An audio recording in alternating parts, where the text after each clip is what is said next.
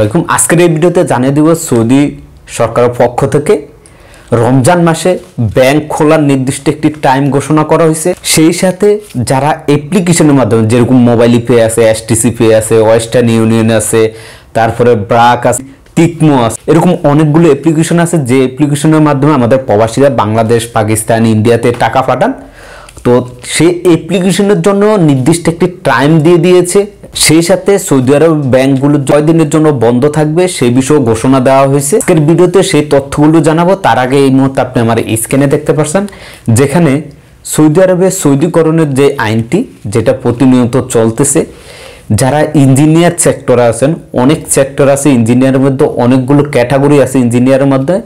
এরকম ক্যাটাগরির মধ্যে প্রায় 25,000 প্রবাসী ভাই চাকরি হারিয়েছেন। তাদের পরিবর্তে সৌদি নাগরিক প্রায় 25,000 জনকে নিয়োগ দেওয়া হয়েছে সৌদি সেন্ট্রাল ব্যাংক, অর্থাৎ আমরা যেরকম বাংলাদেশ আমাদের বাংলাদেশ ব্যাংক বলি, যে বাংলাদেশ ব্যাংকের আন্ডারে সকল ব্যাংক নিয়ন্ত্রণ থাকে, এরকম সৌদি সেন্ট্রাল ব্যাংক থেকে একটি আপডেট দেওয়া হয় যেটা আমার স্ক্রিনে দেখতে পাচ্ছেন। সৌদি আরবের যত ধরনের ব্যাংক আছে সেই সকল ব্যাংকগুলো আগামী রমজান মাস অর্থাৎ 1 তারিখ থেকে, যেহেতু রমজান শুরু হবে, রমজানে সকাল 10টা থেকে বিকাল 4টা পর্যন্ত খোলা থাকবে। আমি আবারও বলছি, সকল ব্যাংকগুলো সকাল 10টা থেকে বিকাল 4টা পর্যন্ত খোলা থাকবে। এছাড়াও বললাম যারা অ্যাপ্লিকেশনের মাধ্যমে টাকা পাঠান, mobile pay, your pay, Western Union, BRAC, STC pay, এই পেগুলোর মাধ্যমে যারা দেশে টাকা পাঠান তাদের জন্য এই অ্যাপ্লিকেশনগুলো সার্ভিস সেবা থাকবে সকাল 9টা 30 মিনিট থেকে বিকাল 5টা 30 মিনিট পর্যন্ত, যেটা এই মুহূর্তে আমার স্ক্রিনে দেখতে পাচ্ছেন।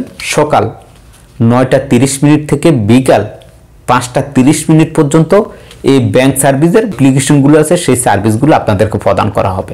সৌদি আরবের সকল ব্যাংকের জন্য ঈদের ছুটি ঘোষণা করা হয়েছে, যেটা আপনারা আমার স্ক্রিনে দেখতে পাচ্ছেন, যেখানে বলা হয়েছে যে আগামী 30শে মার্চ, আমি আবার বলছি আগামী 30শে মার্চ থেকে 2 এপ্রিল পর্যন্ত ছুটি থাকবে। সৌদি আরবের সকল ব্যাংকগুলোর জন্য ঈদের ছুটি 3 দিন ঘোষণা করা হয়েছে, 30শে মার্চ থেকে 2 এপ্রিল পর্যন্ত। 3 তারিখ থেকে আবার পুনরায় কার্যক্রম শুরু হবে।